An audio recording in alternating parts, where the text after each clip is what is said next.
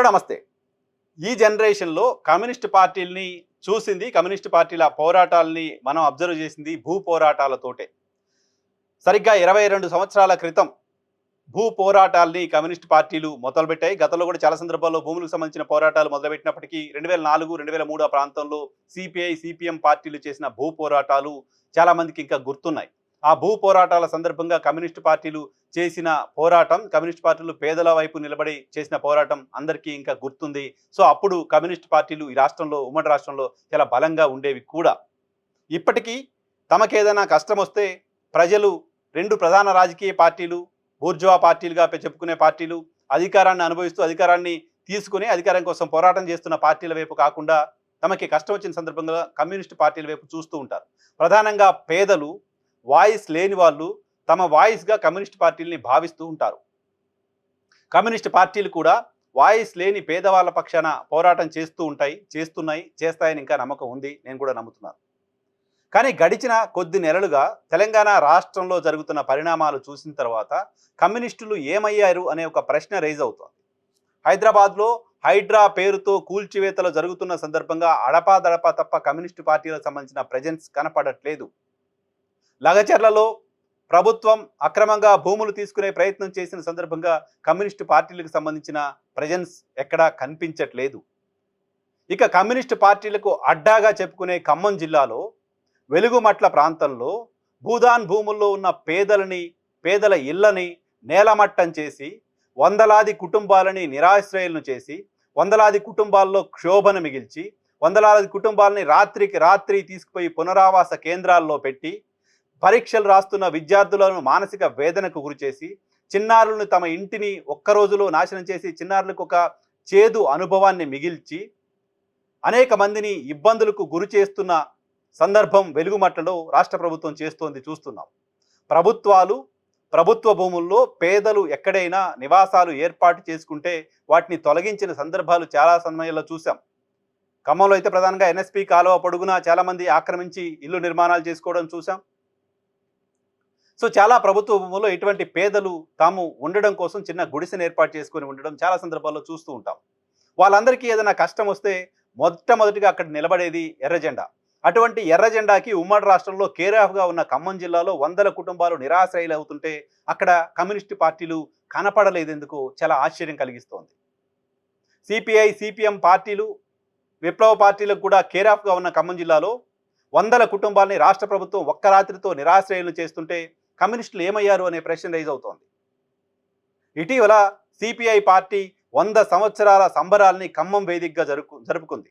ఈ సందర్భంగా తాము 100 ఏళ్లలో చేసిన పోరాటాలేంటో చెప్పింది, 100 ఏళ్లలో పేదల కోసం తాము పడ్డ కష్టమేంటో చెప్పింది, పేదలకు ఏ రకంగా అండగా నిలిచామో చెప్పింది, పేద ప్రజల కోసం ఈ దేశంలో పేద ప్రజలకు న్యాయం జరగడం కోసం కమ్యూనిస్ట్ పార్టీ అవసరమేంటో చెప్పింది. సో, 100 ఏళ్ల సంబరాలు జరుపుకొని 100 రోజులు కూడా గడవక ముందే వందలాది కుటుంబాలు అక్కడ నిరాశ్రయులు అవుతుంటే ఆ సిపిఐ పార్టీ ప్రెజెన్స్ అక్కడ కనిపించట్లేదు. సిపిఐ పార్టీకి ఉన్న ఏకైక ఎమ్మెల్యే ఉమ్మడి ఖమ్మం జిల్లా నుంచి ఉన్నారాయన. సో, ఆ పేదలను పరామర్శించిన పాపాన పోలేదు, ఆ పేదలకు అండగా నిలబడ్డ పాపాన పోలేదు, ఈ పేదల తరపున మేము ప్రభుత్వం దగ్గర కొట్లాడతాం, ప్రభుత్వం వైపు నుంచి మీకు న్యాయం జరిగేలా చూస్తామని చెప్పిన పాపాన కమ్యూనిస్ట్ పార్టీలు పోలేదు. ఇక సిపిఎం పార్టీకి సంబంధించిన కీలక నేతలు, సిపిఎం పార్టీకి సంబంధించిన ముఖ్య నేతలు ఉన్న ప్రాంతం ఖమ్మం జిల్లా. తమ్మినేని వీరభద్రం కమ్యూనిస్ట్ పార్టీకి సంబంధించిన సిపిఎం పార్టీకి సంబంధించిన ముఖ్య నేతగా ఉన్నారు. ఇటీవల వరకు ఆయన పార్టీకి సంబంధించిన రాష్ట్ర కార్యదర్శిగా ఉన్నారు. సో, ఆయన సొంత జిల్లాలో, ఆయన సొంత గ్రామానికి సమీపంలో వందలాది కుటుంబాలు నిరాశ్రయానికి గురవుతుంటే వందలాది కుటుంబాలు ఆవేదన, ఆర్తనాదాలు సిపిఎం పార్టీకి కూడా వినిపించినట్లు కనపడట్లేదు. సిపిఎం పార్టీ ప్రెజెన్స్ కూడా అక్కడ కనపడట్లేదు. ఒకప్పుడు ఖమ్మం జిల్లాలో ఏదైనా ఒక అక్రమ నిర్మాణాన్ని తొలగించాలన్నా, పేదల గుడిసెలను తీసేసే ప్రయత్నం చేయాలన్నా ప్రభుత్వాలు ఆలోచన చేసేవి, ప్రభుత్వాలు భయపడేవి. ఈరోజు ప్రభుత్వం యథేచ్ఛగా ధైర్యంగా రాత్రికి రాత్రి వందల మందిని నిరాశ్రయాలు చేస్తుంటే కమ్యూనిస్టు పార్టీలు చేతలుడిగి చూస్తూ ఉన్నాయి. అధికార పార్టీ ప్రాపకం కోసమా, లేకపోతే ఈ ప్రజలు, ఈ పేదవాళ్ళు మా పేదవాళ్ళు కాదనుకుంటున్నారా? కమ్యూనిస్ట్ పార్టీలు పోరాటాన్ని, ఉద్యమాన్ని మరిచిపోయాయా? కమ్యూనిస్ట్ పార్టీలకి మేము దుకాణం బంద్ చేద్దాం అనుకుంటున్నాయా? కారణం ఏంటో తెలియదు. కమ్యూనిస్ట్ పార్టీలకు అటువంటి కారణాలు ఉంటాయి పోరాటాలు చేయకుండా ఉండడానికని నేను అనుకోవట్లేదు. కానీ ఆశ్చర్యం వేస్తుంది ఈ కమ్యూనిస్ట్ పార్టీలు మౌనంగా ఉండడం. అక్కడ ప్రభుత్వాలు తప్పు చేస్తున్నట్లు కాదా? ఓ పెద్దవాళ్ళు ఎవడైనా నిర్మాణం చేస్తే రాత్రికి రాత్రి చెప్పకుండా కూల్చేసే పరిస్థితి ఉందా? హైడ్రా ఎంతమంది ఆక్రమించిన పెద్దవాళ్ళ ఇళ్లను హైదరాబాద్లో కూల్చేసింది? కన్వెన్షన్ మినహా, అది రాజకీయ కారణాలతో కూల్చేసింది తప్ప. సాక్షాత్తు ముఖ్యమంత్రి తమ్ముడు ఇల్లు అక్రమ నిర్మాణం అంటూ అధికారులు నోటీసులు ఇస్తే ఆయన కోర్టుకు వెళ్ళి వచ్చిందాకా కూల్చేయకుండా ఆపి ఇప్పుడు ప్రస్తుతానికి కూడా ఆపి అట్లాగే ఉంచారు కదా. ఖమ్మంలో పేదవాళ్ళందరికీ నోటీసులు ఇచ్చి వాళ్ళకు కూడా కోర్టుకు వెళ్ళే అంత సమయం కూడా లేకుండా రాత్రికి రాత్రి ఎందుకు కూల్చేశారు? గొంతు లేదనా? ప్రశ్నించరనా? వాళ్ళ వెనక ఎవరూ లేరనా? వాళ్ళ వెనక మీరు రావద్దు అని కమ్యూనిస్ట్ పార్టీలతో ముందే మాట్లాడి ఒప్పందం ఏమైనా ప్రభుత్వం చేసుకుందా? అటువంటి ఒప్పందానికి ఏమైనా కమ్యూనిస్ట్ పార్టీలు లొంగిపోయారా? ప్రభుత్వాలే తెలంగాణ రాష్ట్ర ఏర్పడిన తర్వాత కావచ్చు, అంతకుముందు కావచ్చు, బీఆర్ఎస్ ఎల్ఆర్ఎస్ పేరుతో ల్యాండ్ రెగ్యులేషన్ స్కీమ్ని, బిల్డింగ్ రెగ్యులేషన్ స్కీమ్స్ని ఏర్పాటు చేస్తున్నాయి.